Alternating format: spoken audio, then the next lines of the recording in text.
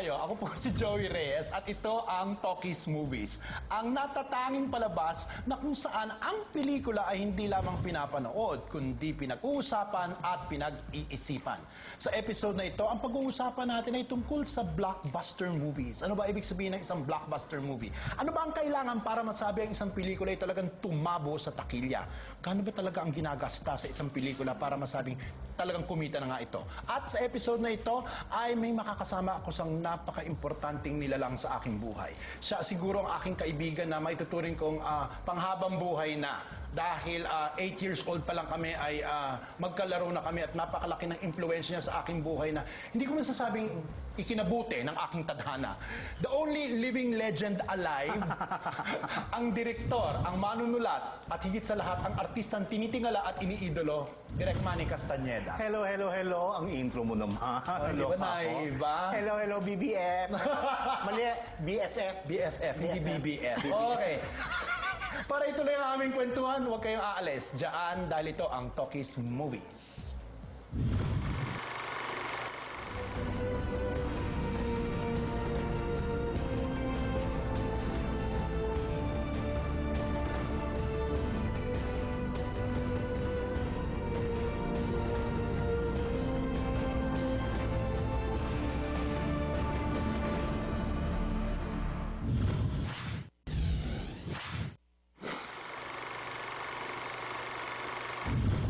Heto pa po tayo ulit sa Talkies Movies at ang pag-uusapan natin sa episode na ito ay tungkol sa mga blockbusters. Ano nga ba ang ibig sabihin ng isang blockbuster movie? At para tulungan tayong mabigyan ng liwanag kung ano talaga ang kahulugan ng isang pelikulang tumatabo sa takilya, nag-imbita kami ng isang napaka-importanting tao. Importante in the sense na siya ang tagapagmana ng maituturing nating pinakamahalaga, pinaka-relevant, at pinakamalaki ang kontribusyon for the past 30 years sa Philippine movies. Ito ang Regal Films na nagbigay sa atin ng mga pelikulang katulad ng City After Dark, Relasyon, Sister Stella L., Broken Marriage, at kung ano-ano pa.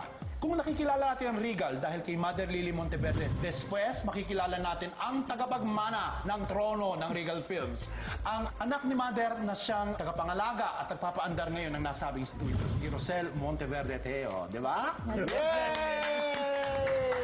Halika, mag-uusap na tayo tungkol sa blockbuster movies. Ano yung amount na kailangan kitain ng isang pelikula to be considered a blockbuster movie?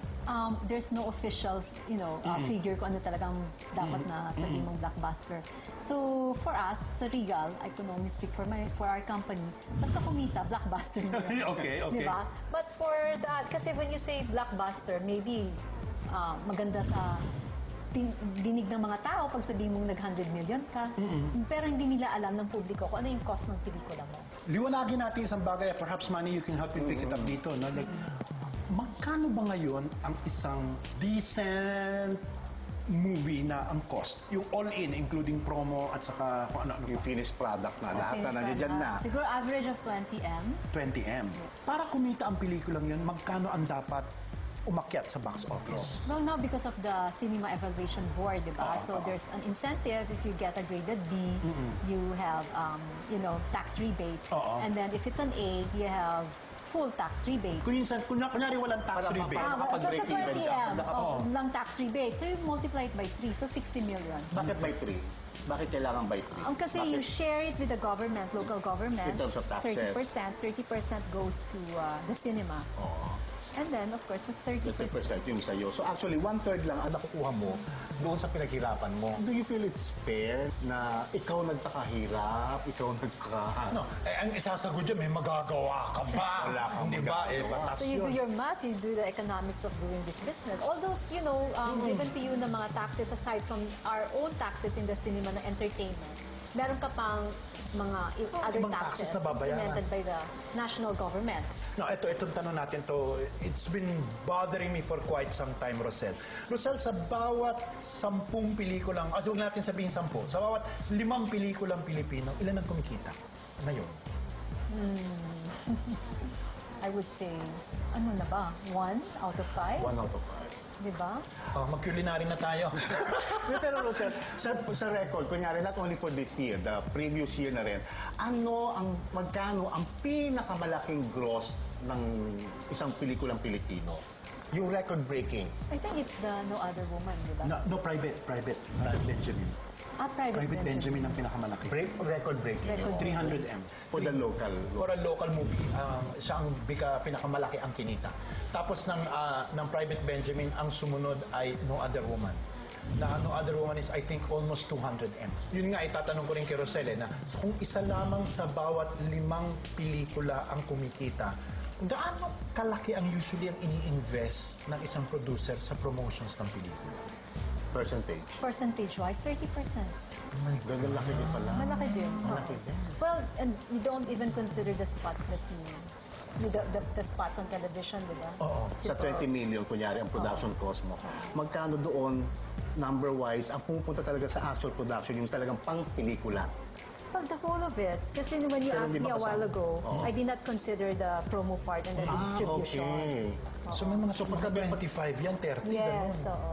Depende on how elaborate you want your advertising promotion. Yun na nga kasi ang parang lumalabas ngayon at kung mapapansin natin, yung highest grossing ng mga pelikula na Pilipino nakadikit sa television station. For instance, yung Private Benjamin is a co-production ng Viva at ng isang TV station. No Other Woman is also ganun din ang sitwasyon. Ang third highest is also from a TV station, which is unofficially yours. Kasi sa tingin ko naman, may pre-selling na in terms of exposure. Kumbaga, yung TV show ng artista is already the promo. Nagiging byproduct yung pelikula para ipigain yung popularity ng artista. Ngayon ba, kayang mabuhay ng isang movie studio na walang affiliation sa isang TV network? Mukhang mahirap. Mahirap iba na talaga. Kailangan may Talagang ano na affiliation. talaga. Because how will you market your movie? Kaya marami ngayong indie producers, they really try to hook up with TV network as far as, kunyari, hindi kahit sa distribution. Kahit distribution? Teka muna, maitanong ko naman to, Rosel. Kunyari, mag-hook up ako. Kunyari, producer ako. Hook up ako sa isang TV network. Ano ang nakukuha na ng TV network yun, aside from TV rights? Well, cable and other media. May taning ba yan or in perpetuity or for hub or ever? It really depends on their negotiation. Talaga? Kasi alam mo, nagulat ako, Rosel, Manny, no? Nung nalaman ko kung magkano ang spots na binabayad mo para sa isang 30 seconder sa isang TV network. It's about 300,000, okay, for 30 seconds. So, wow, Rosel, magkano babayaran mo kung hindi ka affiliated sa network na yun, ano? 10 spots lang, 3 milyon na. At hindi mo naman mapapalabas yung pelikula mo kung walang advertisement. Tanging Walang makakaalam Walang na may pelikula ka. Secret. At saka hindi na masyado uso ngayon ng periodikong, di ba dati, yung mga... Ay, wala namang... Wala namang mga full page So yung yung araw. guerrilla marketing ka na lang. Internet, mga... Viral. Oo. Alam mo, may napanood akong documentary. Sinabi mo na kahit kaano ang gastusin mo sa promo ng pelikula, pang first day lang yon. Paliwanag mo nga yun kasi Oo talagang nga. totoo. Oo nga. Very Sabi ko, curious. totoo yan. Sabi ko, Oo. Kasi yan yung mga taong sabik. Diba? Oo. Ay, napanood ko tong trailer doon. Mukhang maganda, ganun-ganun. May oras ako. Nanonood sila. Ngayon, after that, bakala na sila, ikakalat ba nilang pangit yan o maganda? Diba? So, importante, you have a good movie and these people talk about your movie after they've seen it and they will recommend it to their friends, families, diba?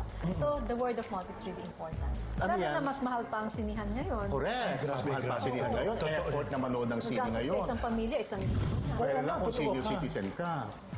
ikaw yun ang privilege niyan, di ba?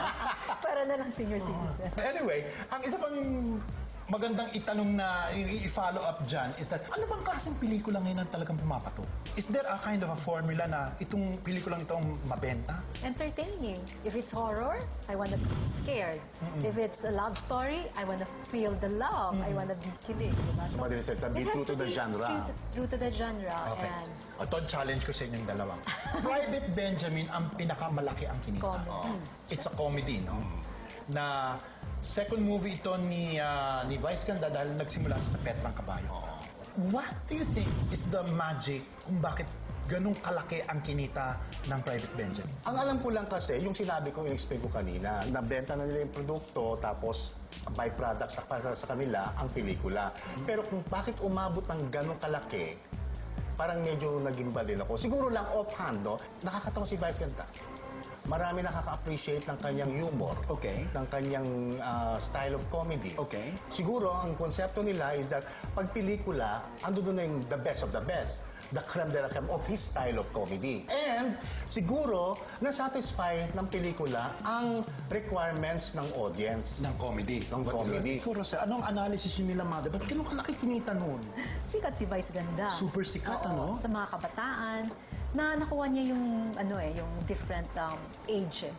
Higit pa noon, ang second most popular movie na Pilipino is No Other Woman na sa tingin ng iba is, again, a very beautiful reprocessing ng mga klaseng pelikula na ginagawa ng 80s. Okay, nila Elwood, nila Joel Lamanga, nila Carlito Sigyon Reyna. Kaya, ano ba ang nangyayari rito? Para sagutin yan, kaya aalis dyan. Kasi nga, di ba?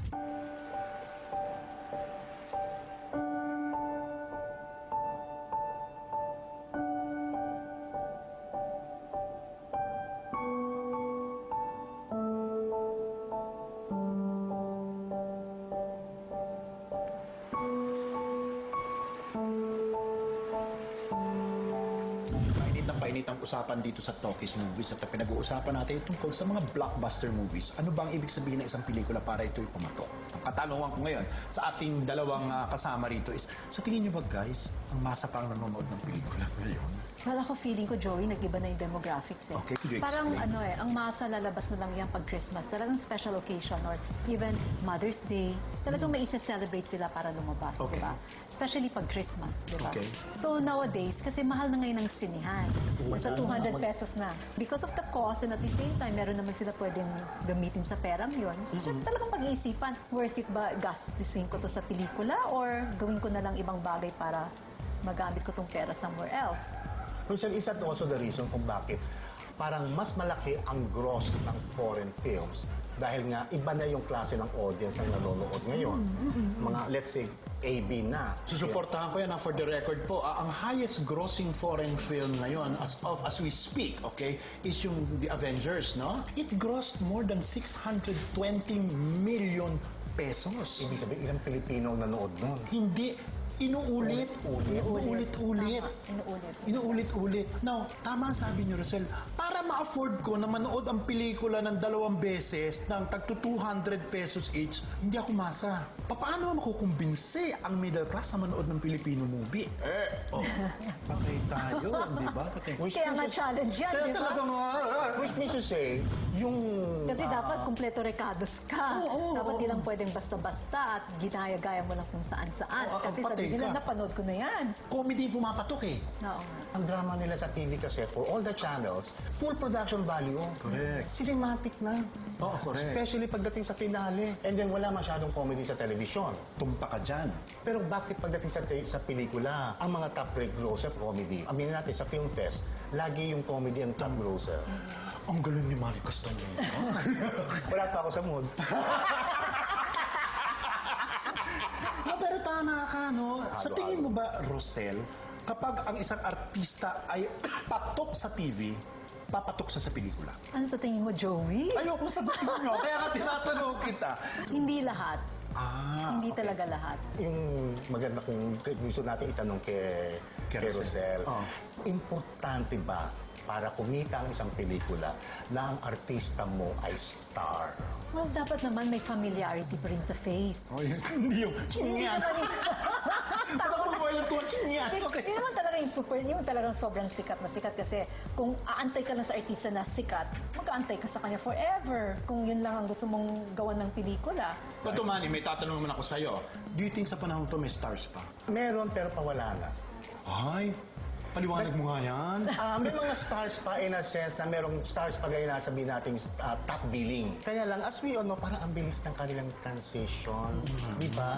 Na hindi na na-achieve yung klase ng star ng 80s or sabihin natin 60s na talagang tinitingala. Yun ang ibig ko sabihin ng star. Naalala mo, Rosel, yung mga Regal Babies na Hanggang ngayon, kilala pa rin sila. Oo, si Maricel. Kahit ano pa sabihin nyo kay Snooki, nakikilala nyo si Snooki. Kahit ano pa sabihin nyo kay Dina Bonnevie, kilala si Dina Bonnevie, itong mga underage girls na to, hindi ba? Pero ngayon, di ba, Rosel, ang bilis ng turnover ng artista. Oo nga. Di ba? At saka marami rin bago rin na dumarating agad. Ang feeling namin, si Judy Ann is one of the last of the stars talaga. Sabi ni Juday noon na iba na raw ngayon ang artista. Ang bilis nga ng turnover. Do you think that's bad or good, man? Adjusting. It's neither bad nor good. You adjust with the time. Di ba? Katingin ko, yung ganitong sistema ngayon, so you adjust it. Pero gusto ko tanong si Rosel, bilang isang producer, of course, you will also have to create stars, Regal. Ano ngayon bilang producer ang hahanapin mo sa isang tao? Well, of course, for one thing, di ba, Joey, everyone wants to look at a good-looking person on screen. Oo, may itsura. Definitely, syempre, papanoorin mo siya ng 2 hours. Oo, kailangan naman kanais-nais yung May nakikita itsura mo. naman yung mga pinapanood mo. And then, another thing is, you really hope this star that you're making is somebody who really has the talent to act, di ba? Hindi lang puro face or hindi lang puro beauty. Pero kasi ako, when I get artists, I look at their eyes eh. Para ano mama Because mo, di their ba? eyes says a lot eh. Sa tingin nyo ba, pwedeng magkaroon ng isang award-winning movie na tatabo rin sa takilya or it's one or the other? Award-winning mean yung pwede nating isoga sa Oscars. Pwede naman, kasi nothing is impossible, di ba? Kung meron namang Siguro wala focus dun. Generally, ang gumagawa tayo ng pelikula kasi, ang focus natin yung ating local market. Okay. So pag dinali natin abroad, hindi nila masyado na-appreciate kasi ang psyche ay pang-local market. Tapos, pag gumawa naman tayo ng pelikula, having in mind the international market, hindi naman masyado na-appreciate ng local market kasi yung hindi malapit sa puso nila. Totoo ka. Di ba? So, parang either you do this or you do that. I have not yet seen a movie of a good combination. Correct me if I'm wrong. Pag ang producer gumawa, especially local producer, tama ba pag sinasabi ko na ang una mong iniisip yung bebenta dito sa atin, di ba? Siyempre. Because you don't really know what the international market, hindi ka familiar sa market na yun eh. Oo naman. Saka may episode kami, pinag-usapan namin ng Film Fest, hindi ba? Yung iba ang panlasa sa labas, iba ang kulturang panlabas. Bibinggo ka lamang kung matap mo ang Filipino culture at the same time, yung tumugma rin, okay, sa nag-iiba ring panlasa ng pandaigdig. Rosel, maraming salamat at pinaunlakan mo ang aming imbitasyon makipagkwentuhan sa amin dito. Thank you also. Okay, Toy Talkies Movies, babalik pa kami. Huwag muna kayong aalis.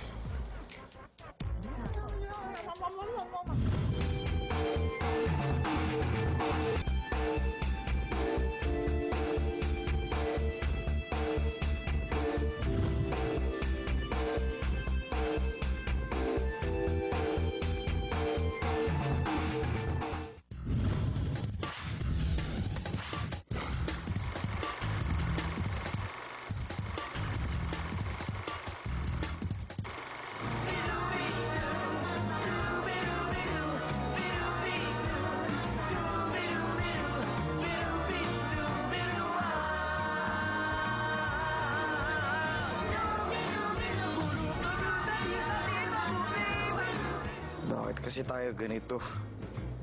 Bakit tayo dukha? Magdrama-rama. Sa hapon. Talkies Movies pa po tayo rito. Manny, napaka-interesting yung nalaman natin kay Rosel kung gaano kahirap talaga gumawa ng blockbuster movie. At saka hindi na kataka-taka kung bakit iilan na lamang ang mga producers at iilan na lamang ang mga pelikulang Pilipino ngayon, di ba? Sasakit ng ulo para makapag-produce ka ng pelikula tapos ang chance mo para kumita ay napaka-slim. You really must love the industry na will take the risk para gumawa ng pelikula kahit alam niya na ang kanyang margin of Return of investment. Oo. is not that big. So it's the love for the arts already. Tsaka isipin mo, no, kung kunyari magpupuhunan ka ng 100 pesos, kailangan kumita ka ng 300 pesos para maka-break even ka. Correct. At considering ano-ano mga kalaban mo sa market, unang-una kalaban mo mga Hollywood movies. Mahalang special effects, mga foreign films na makagawa na because they have an international market. Exactly. Magkano ba per second ang morphing, di ba? Ang mahal-mahal nun. Exactly. So in other words, mas malaki ang puhunan ng mga international movies kasi mas malaki talaga ang merkado nila. Tsaka Alam mo, nakakatawa yung sinasabi mong meron na silang international release. Yung international release ay mga special showings to Filipino communities in little movie houses all over the world. Which is not really an international Which release, is, no? at least for me, I would consider it one little step. Yes, At least oo. we made one little step. Pero we still have a long, long way to go. Nabanggit mo yung ang dami-daming kalaban. Gusto ko rin idagdag ang kalaban din ng pelikula. Internet. Sa internet kasi ang dami nilang pwedeng gawin sa internet. At ito pa, nakakapag-download sila ng pelikula sa internet. Correct. Saka tama ang sabi ng aking best friend dito. Kailangan either A, masokista ka, o B, talagang die-hard film fan ka para magpatuloy gumawa ng pelikula. At higit sa lahat, number 3, no? Dito sa atin, ang pelikula ay talagang pure negosyo na lamang. It's part of a multimedia conglomerate. In other words, wala nang producer who just does movies for the sake of movies. They're usually, sideline na nila, mga TV o kaya other multimedia productions. Best friend, sana maimbita uli kita rito, ha? Magbukas. Okay naman yan, ha? Parang feeling ko, gusto mo na akong nakawa ng trabaho, ha? Okay. Maraming salamat at pinaunlakan mo ko, okay? At maraming salamat din, okay, sa Tatung's or Tatung's Cafe, Garden Cafe, okay? At para sa lahat sa inyo dyan at na interesado na magbigay ng komentaryo, purihin, laitin, magbigay ng suhestyon, o kaya bigyan ng papuri ang aking good looks and sparkling wit, okay, may Facebook page po kami. Huwag niyong kalimutan, okay? Facebook.com/Talkies Movies, okay, for comments and suggestions. O kaya, pwede nyo rin akong i-tweet, okay, sa aking Twitter account, @DirectJoey, okay? Ako po si Joey Reyes, kasama ang the only living legend alive, Manny Castañeda. Papaalam at hanggang sa muli nating pakikita. Ito ang Talkies Movies kung saan ang pelikula ay hindi lamang pinapanood, kundi pinag-uusapan at higit sa lahat, pinag-iisipan. I'll see you. Talkies.